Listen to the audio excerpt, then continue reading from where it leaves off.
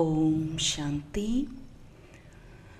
உங்களில் யாரெல்லாம் ரத்தன் தாதாவை பற்றி தெரிந்துள்ளீர்கள்? மிக குறைவானவர்கள் தான் தெரிஞ்சிருக்கீங்க. யாருக்கு அவரை பற்றி தெரியாதோ அவரை பற்றிய ஒரு சுருக்கமான அறிமுகத்தை உங்களுக்கு நான் சொல்கிறேன்.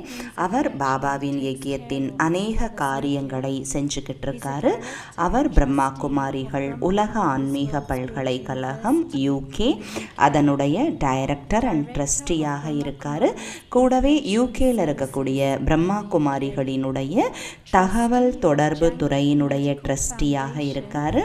அதே போல் பிரம்மா குமாரிகளினுடைய தாதி ஜானகிஜி மெடிக்கல் ஃபவுண்டேஷன் மவுண்ட் அபுவில் இருக்கக்கூடிய குளோபல் ஹாஸ்பிட்டலோட கனெக்டட் ஆகி ஒர்க் பண்ணிகிட்ருக்கு. அதனுடைய ட்ரஸ்டியாகவும் அவர் இருக்கார். அவர் UKயில் வசிச்சுக்கிட்டு இருக்காரு கடந்த 43 ஆண்டுகளாக. கூடவே உலகம் முழுவதும் அவர் பயணம் செஞ்சிருக்காரு. பாபாவின் ஞானத்தில் கடந்த 30 ஆண்டுகளாக இருக்காரு. அவர் தன்னுடைய மேற்படிப்பை என்ஜினியரிங்கில் அவர் கம்ப்ளீட் பண்ணியிருக்காரு. கூடவே அவர் இறை சேவையில் அவர் தன்னுடைய வாழ்க்கையை இணைத்திருக்காரு.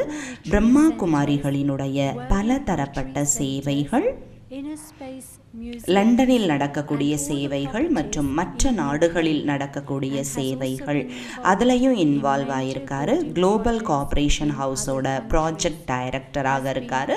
Diamond house, global retreat centre, உலகத்தில் இருக்கக்கூடிய பல retreat centres, inner space, museum மற்றும் UKயில் இருக்கக்கூடிய அனைத்து பிரம்மா குமாரிகளின் சொத்துகள்லையும் அவருடைய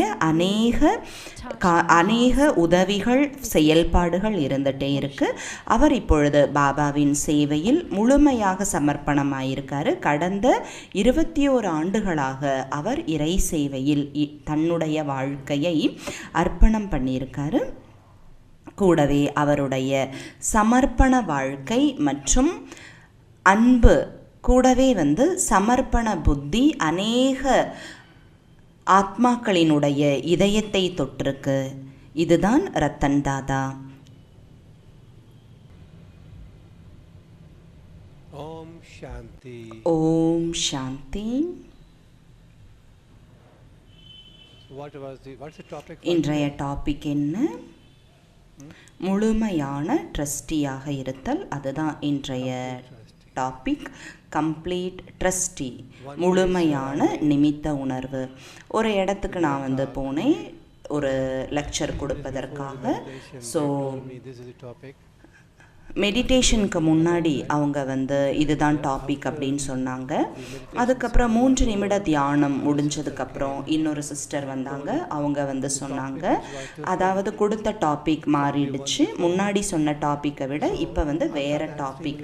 அப்போ நான் நினச்சேன் 3 நிமிஷம் இந்த டாப்பிக்கை பற்றி யோசிக்கணுமே அப்படின்ட்டு.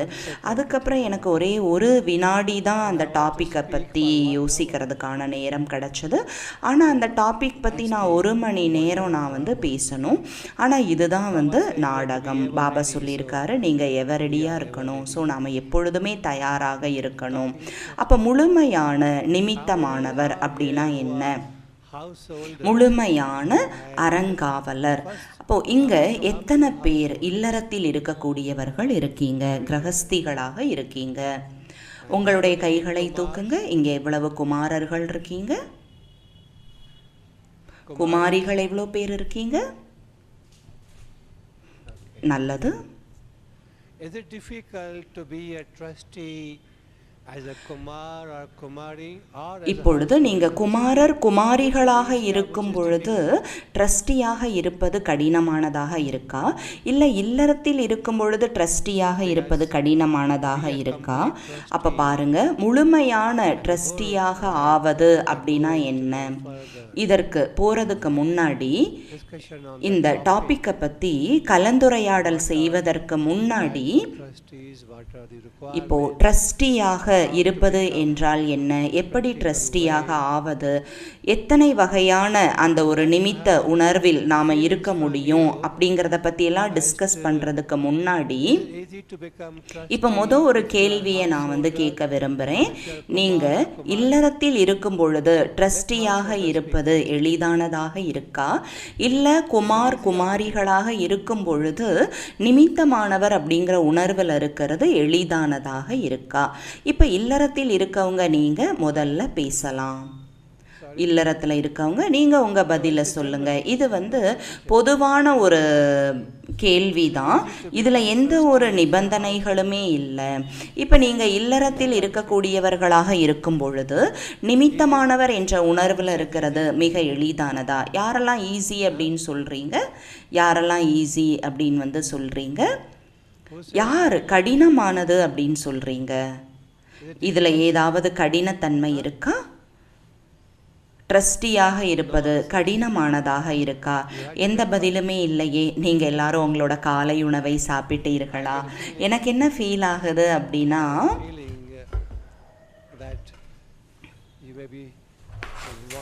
நீங்கள் எல்லாரும் ஒரு கப் ஆஃப் டீ இல்லை ஒரு கப் ஆஃப் காஃபி குடித்தா நல்லாயிருக்கும் அப்படின்னு எனக்கு தோணுது. யாரெல்லாம் ட்ரஸ்டியாக இருக்கிறது ஈஸி அப்படின்னு சொல்கிறீங்க, யாரெல்லாம் கடினமானதாக இருக்குது அப்படின்னு சொல்கிறீங்க? நான் இப்போ குமாரர்கள் கிட்ட போகிறேன். குமாரர்கள் இப்படி ட்ரஸ்டியாக இருப்பது எளிதானதாக இருக்கா? ஏதேனும் குமாரர்கள் நீங்கள் கை தூக்கலாம், உங்களுடைய கைகளை தூக்கலாம். இது எளிதானதா கடினமானதா? ட்ரஸ்டியாக இருப்பது எளிதானதா அல்லது கடினமானதா? முழுமையான ட்ரஸ்டியாக ஆகிவிடுவது எளிதானதா? குமாரர்களுக்கு எளிதானதாக இருக்கிறதா? அதே போல் குமாரிகள் சொல்லுங்க, அது எளிதானதா இல்லை கடினமானதா? அப்போ பாருங்க, நான் ஏன் இங்கே இருக்கணும்? நான் இதை பற்றி எப்படி பேசுறது? இப்போ நீங்கள் எல்லாருமே அது எளிதானது அப்படின்னு சொன்னீங்கன்னா அதை பற்றி நான் பேசணுங்கிற அவசியமே கிடையாது. இதை பற்றி நான் பேசணுங்கிற அவசியமே கிடையாது. ஸோ நீங்கள் ட்ரஸ்டி அப்படின்னு நீங்கள் உணர்றீங்க. இப்போ நீங்கள் ட்ரஸ்டியாக இருக்கீங்களா இல்லையா அப்படிங்கிற சந்தேகம் உங்களுக்கு இருக்குது. சிலர் எளிதானது அப்படின்னு சொல்கிறீங்க, ஒருத்தர் கூட டிஃபிகல்ட் அப்படின்னு சொல்லவே இல்லையே. யார் நிமித்தமானவர்களாக இருப்பது கடினம் அப்படின்னு யார் சொல்கிறீங்க? யாருக்காவது இது கடினமானதாக இருக்கா? யாராவது சொல்ல முடியுமா? ஏன் உங்களுக்கு இது கடினமானதாக இருக்குது அப்படின்னு நீங்கள் சொல்ல முடியுமா? அப்போ அதில் கமிட்மெண்ட்ஸ் எதுவுமே இல்லை. அப்போ இது கடினமானதாக இருக்கு. ஏன் கடினமானதாக இருக்கு? அப்போ ஏதேனும் பொறுப்புகள் இருக்கும் பொழுது அது கடினமானதாக இருக்கு அப்படின்னு ஒரு சகோதரி ரொம்ப ஹானஸ்டாக அவங்க சொல்கிறாங்க. அப்போ நான் அதை பற்றி உங்ககிட்ட தனியாக பேசணும் அப்படின்னு நான் நினைக்கிறேன். மற்ற எல்லாருக்குமே ரொம்ப வசதியாக இருக்குது, ரொம்ப எளிதானதாக இருக்குது. கம்ப்ளீட் ட்ரஸ்டியாக இருப்பது அனைவருக்கும் எளிதானதாக இருக்குது அப்படின்னு நீங்கள் நினைக்கிறீங்க. அப்போ ட்ரஸ்டி அப்படிங்கிறது முழு உலகையும் பொறுத்தளவு பார்க்கும் பொழுது இது ஒரு முக்கியமான விஷயம். ஒரு சேரிட்டிக்கு ஒரு தர்மகர்த்தா இருக்காங்க. உலகத்தில் நிறைய அந்த மாதிரி தர்மகர்த்தாக்கள்லாம் இருக்காங்க, அறங்காவலர்கள்லாம் இருக்காங்க. இப்போ தினசரி வேலைகள் நம்ம வீட்டில் செய்கிறோம், குழந்தைகளை பார்த்துக்கிறோம். அப்படிங்கும்போது ட்ரஸ்டியாக இருந்து செய்யும் பொழுது, அதே போல் இறை சேவையில் ட்ரஸ்டியாக இருந்து செய்யும் பொழுது இது ஒரு மிகப்பெரிய பாடமாக இருக்குது. இது ஒரு மிகப்பெரிய சப்ஜெக்ட்.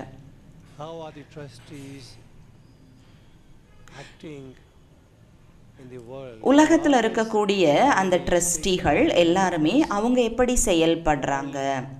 உலகத்தில் இருக்கக்கூடியவர்கள் மற்றும் பிராமணர்கள் இந்த மாதிரி தான் பாபா எப்பொழுதுமே சொல்லுவார் முரளிகளில். இதை பற்றி நிறைய எடுத்துக்காட்டுகளும் இருக்குது. உலகத்தில் இருக்கக்கூடிய தர்மகர்த்தாக்கள் அவங்களுடைய ட்ரஸ்ட்டை நடத்தும் பொழுது, அவங்களுடைய இயக்கத்தை நடத்தும் பொழுதும் பாபா குழந்தைகள் not only their வீட்டில் செய்யக்கூடிய காரியங்களாக மட்டுமில்லை, இல்லறத்தில் இருக்கும் பொழுது மட்டுமல்ல, அதே போல நீங்கள் உங்களுடைய வேலைகளை தினம்தோறும் செய்யும் பொழுதும், அதே போல் நீங்கள் ஸ்ரீமத்தை கடைப்பிடிச்சு விதிமுறைகளை கடைப்பிடித்து நீங்கள் ஒவ்வொரு காரியங்கள் செய்யும் பொழுதும், நிமித்தமான உணர்வில் இருக்கும் பொழுதும் நிறைய வித்தியாசம் இருக்குது. ஒவ்வொரு காரியங்களையும் நிமித்தம் என்று அந்த உணர்வில் இருந்து செய்வது ரொம்ப ஒரு வித்தியாசமான உணர்வு தான். அப்போ ஒரு பர்ஃபெக்டான ஒரு முழுமையான நிமித்த உணர்வில் இருந்து செய்வதற்கான ஃபார்முலா என்ன, அதனுடைய இப்போ நான் அதை உணர்ந்ததுக்கப்புறம் ட்ரஸ்டியாக இருப்பது அப்படிங்கிறது கடினமான ஒரு விஷயம் கிடையவே கிடையாது. ரொம்ப கடினமான ஒரு விஷயம், ஒரு குழப்பமான ஒரு ஃபார்முலா இருக்குது, ஒரு குழப்பமான ஒரு விளக்கம் இதற்கு பின்னால் இருக்குது, ஒரு கடினமான ஒரு விதிமுறை இருக்குது, அப்படியெல்லாம் கிடையவே கிடையாது. நான் ஆயிரக்கணக்கான புத்தகங்கள் பல துறைகளில் இருக்கக்கூடிய விஷயங்களை நான் படிச்சிருக்கேன். ஆயிரக்கணக்கான சொற்பொழிவுகள் உலகத்தில் இருக்கிறத நான் கேட்டிருக்கேன். ஆனால் அங்கே எங்கேயுமே எவ்வாறு நிமித்த உணர்வுடன் இருப்பது, நடைமுறை வாழ்க்கையில் நான் ட்ரஸ்டி என்ற உணர்வில் எவ்வாறு இருப்பது என்பதை யாருமே எனக்கு கற்றுக் கொடுக்கவே இல்லை. ஆனால் பாபா இதை கற்றுக் கொடுத்துருக்காரு. இன்றைய உலகத்தில் ஏகப்பட்ட தர்மகர்த்தாக்கள் எல்லாருமே இருக்காங்க. ஆனால் அங்கே நேர்மை அப்படிங்கிறது கிடையவே கிடையாது, அர்ப்பணிப்பு உணர்வு கிடையவே கிடையாது, அங்கே சின்சியாரிட்டி கிடையவே கிடையாது. நான் அநேக மக்களை சந்திச்சிருக்கேன், அநேக நேரங்களில் நிறைய மனிதர்களை வெளி உலகத்தில் நான் சந்திச்சிருக்கேன். அப்போது நானும் அவங்கள பற்றி தெரிஞ்சிருக்கேன், நீங்களும் தெரிஞ்சிருக்கீங்க. ஆனால் அந்த ட்ரஸ்டிகள் கிட்ட ஒரு நேர்மை இருக்குமா அப்படின்னா கிடையவே கிடையாது. அவங்கள ட்ரஸ்டி அப்படின்னு சொல்கிறாங்க, ஆனால் அவர்கள் நம்பகத்தன்மைக்கு உரியவர்களாக இருக்காங்களானா கிடையவே கிடையாது. அப்போது அவங்களுடைய அந்த ட்ரஸ்ட்டுக்கான காரியங்களுக்கான விஷயங்கள்லாம் அவங்க டீல் பண்ணும்போது கூட அவங்க நேர்மையாகவும் அர்ப்பணிப்பு உணர்வோடு அவங்க செய்வதே கிடையாது. எனக்கு நிறைய எடுத்துக்காட்டுகள் தெரியும், ஆனால் அதை பற்றி நான் உங்ககிட்ட இப்போ ஷேர் பண்ண போகிறதில்ல. ஆனால் அதுதான் உலகத்தில் நடக்கக்கூடிய உண்மை. ஆனால் நாம் பாருங்க, பாபாவினுடைய குழந்தைகள் நாம் நிமித்தமானவர்களாக இருக்கோம். நாம்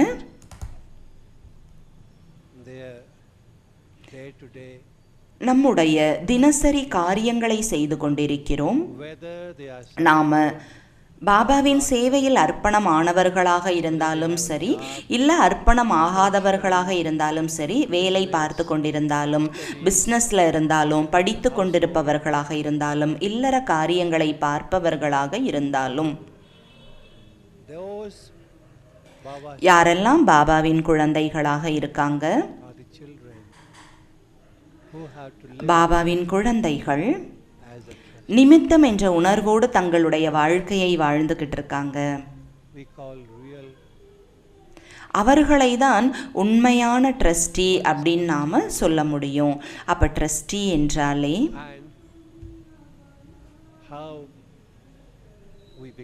எப்படி நாம் நிமித்தமானவர்களாக ஆனோம், அந்த ஒரு நிலையை அடைவதற்கான நடைமுறை வழிகள் என்ன? எப்ப நாம ட்ரஸ்டி அப்படின்னு சொல்றோமோ அப்ப நாம என்ன செய்யறோம்? நம்பர் 1 என்ன? முதல் நிலை என்ன? நாம நமது புத்தியை தந்தைக்கு அர்ப்பணம் செய்து விடுகிறோம்.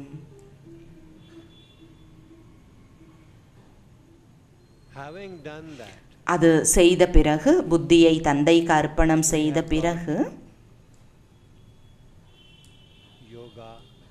அதுக்கப்புறம் நாம யோகா மற்றும் ஞானம், ஸ்ரீமத்தை கடைபிடிப்பதை பற்றி அறிந்து கொள்கிறோம். ஆனால் எப்படி நாம் அதை கடைபிடிப்பது? எப்படி நாம் அதை அடையிறது?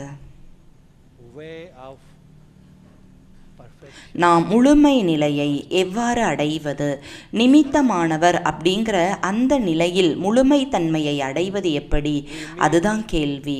நாம் நிறைய ஆத்மாக்களை சந்திக்கிறோம், அநேக பிராமண ஆத்மாக்களை சந்திக்கிறோம்.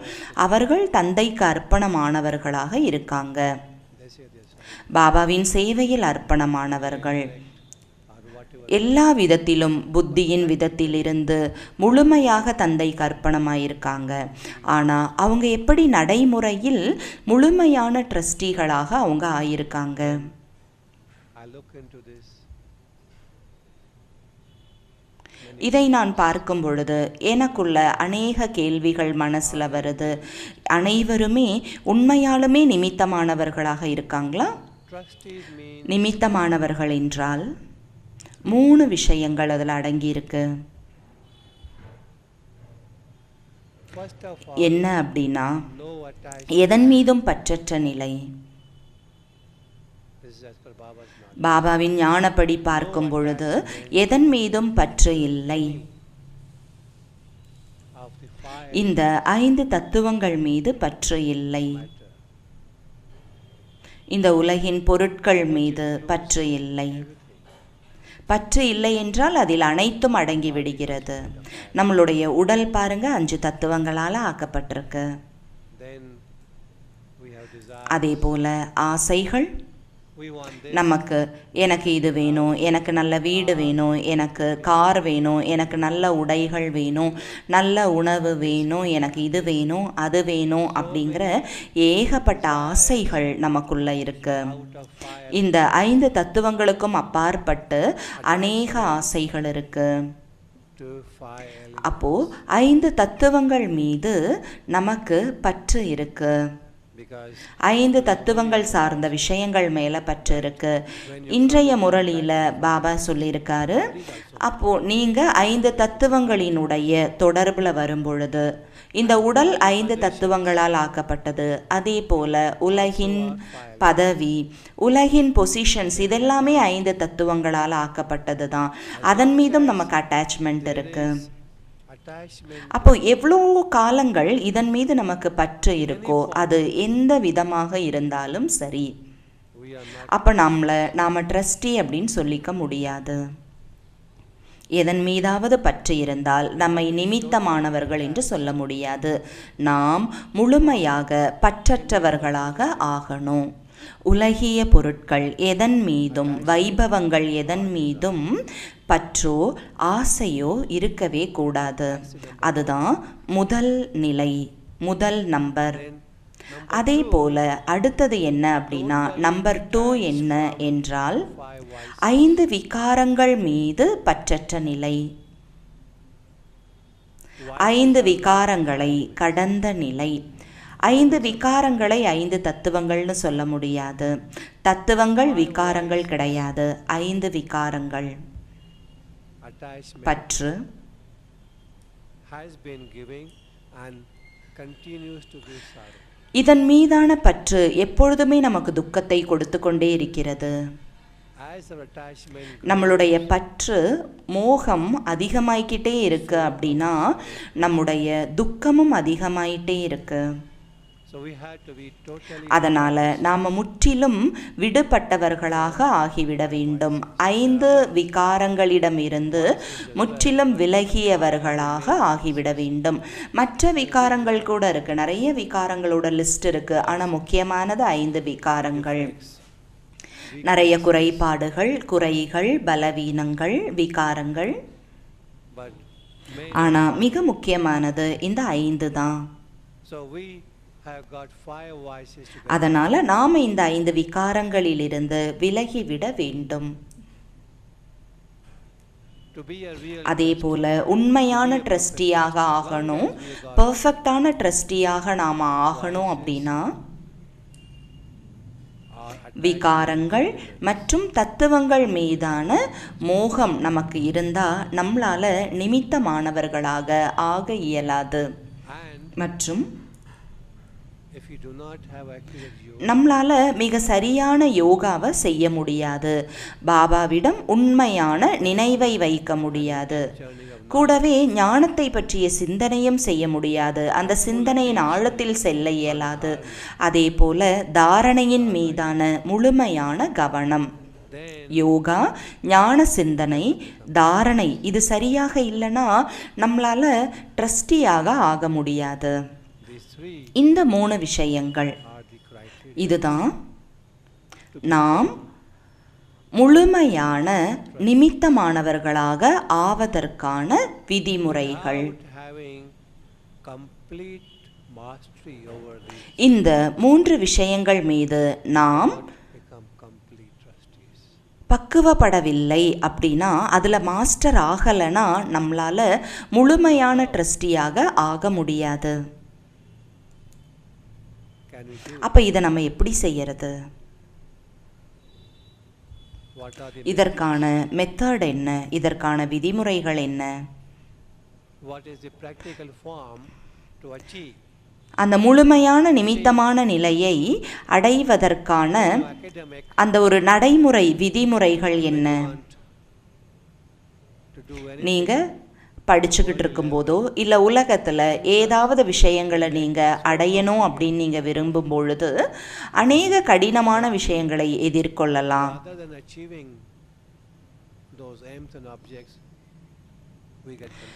சில நேரங்களில் நம்ம குழப்பம் அடையலாம், இல்லைனா நம்ம அதை அடையலாம்.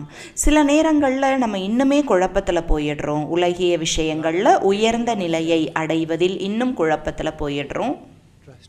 அப்போ நாம் ட்ரஸ்டியாக ஆவதற்கு பதிலாக, ரிலாக்ஸ்டாக இருக்கிறதுக்கு பதிலாக நாம் ரொம்ப இறுக்கமானவர்களாக, ரொம்ப அழுத்தமானவர்களாக, ரொம்ப குழப்பத்தில் நாம் வந்துடுறோம். அந்த ஒரு அழுத்தத்தில் வந்து விடுகிறோம். ஆனால் பாபாவின் ஞானத்தில் இதெல்லாமே தலைகீழானதாக ஆகிவிடுகிறது. நாம் எந்த அளவிற்கு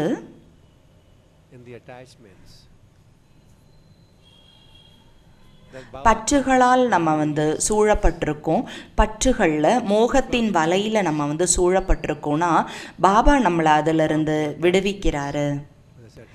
பாபா அந்த பற்றுகளினுடைய சங்கிலியிலிருந்து நம்மளை விடுவிப்பதற்காக வந்திருக்காரு.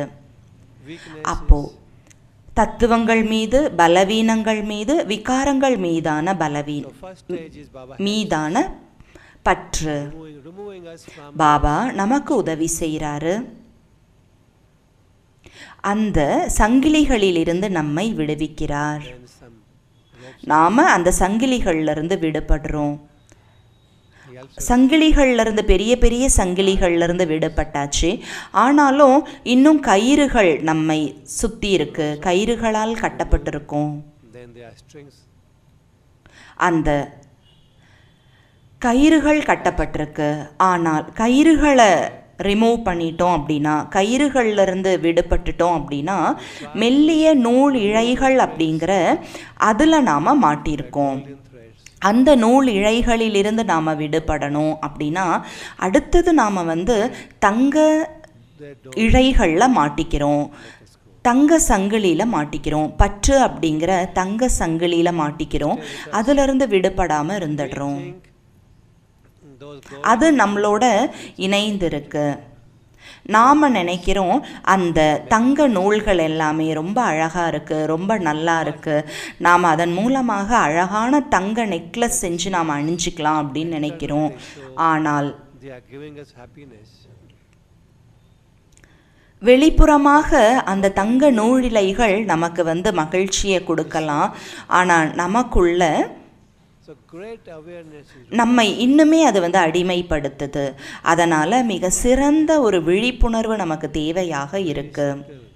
இதை பற்றி தெரிஞ்சுக்கிறதுக்கு நாம் மிக விழிப்புணர்வோடு இருக்கணும். ரொம்ப சூட்சுமமான தங்க நூலிழைகள், மாயையினுடைய தங்க செயின், இதிலிருந்து நாம் விடுபடணும். இது அதிகரிக்கக்கூடாது. அது நம்மிடமிருந்து மிக எளிதாக போகவே போகாது. அது நமக்கு ஒரு பரவசத்தை கொடுக்குது. அதை நாம் விரும்புகிறோம். அதனால் இது நமக்குள்ள எவ்வளோ ஒரு டேமேஜை ஏற்படுத்துது அப்படின்னு நாம் உணராமல் நம்மால் முன்னேற்றத்தை அடைய இயலாது, நம்மளால் முழுமையான ட்ரஸ்டியாக ஆக இயலாது. அதனால் நாம் செய்ய வேண்டியது என்ன? அப்புறம் நாம் அழுதுகிட்டு இருக்கோம், சில நேரங்களில் அழறோம், சில நேரங்களில் கனநேர சுகம், கனநேர பரவச நிலையை நாம் சில நேரங்களில் அனுபவிக்கிறோம். சில நேரங்களில் அழறோம், சில நேரங்களில் பரவசமாக இருக்கும். காரணம் என்ன அப்படின்னா, இந்த தங்க இழைகள் மீதான பற்று தான். நாம் இதன் மீதான ஒரு முழுமையான விழிப்புணர்வை கொண்டு வர வேண்டும். இந்த தங்க இழைகள் என்ன அப்படிங்கிற ஒரு முழு விழிப்புணர்வில் நாம் இருக்கணும். வெளிப்புறமாக பார்க்கும்போது அது ரொம்ப அழகாக இருக்குது, ஆனால் உள்ளுக்குள்ளே பார்க்கும்போது அது நமக்கு துக்கத்தையும் பிரச்சனைகளையும் தான் ஏற்படுத்துது. அதனால் அதில் அநேக நிலைகள் இருக்குது, நமது பற்றின் அநேக நிலைகள் இருக்கிறது. சில நேரங்கள் நாம் அந்த பற்றிலிருந்து விடுபட்டுட்டோம் அப்படின்னு நினைக்கிறோம். ஆனால் என்ன நடக்குது? நம்முடைய விழிப்புணர்வு இல்லாமல் சில விஷயங்கள் வந்துடுது. நாம் விழிப்புணர்வுலையுமே இல்லாமல் இருக்கோம், நாம் அதை பற்றி எதிர்பார்க்கிறதே இல்லை.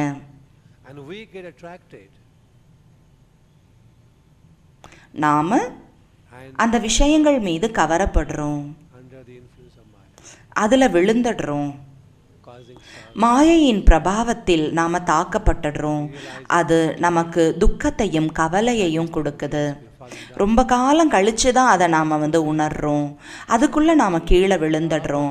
ஆனால் பாபா அங்கே வராரு. பாபா சொல்கிறாரு, வா குழந்தாய் அப்படின்னு நம்மளை அழைக்கிறாரு.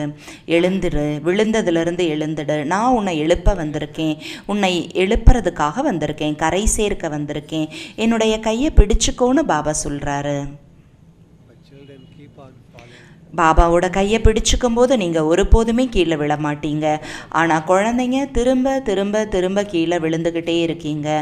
ஆனால் பாபா நம்முடைய கையை பிடிச்சிட்டே இருக்காரு, திரும்ப திரும்ப நம்மளை எழுப்பிக்கிட்டே இருக்காரு, நமக்கு உதவி செஞ்சுக்கிட்டே இருக்காரு. அதனால் முழுமையான ட்ரஸ்டி என்றால் எதன் மீதும் பற்று இல்லை, எந்த விஷயத்தின் மீதும் பற்று இல்லை, இந்த உலகை சார்ந்த எந்த விஷயங்கள் மீதும் எனக்கு பற்று இல்லை.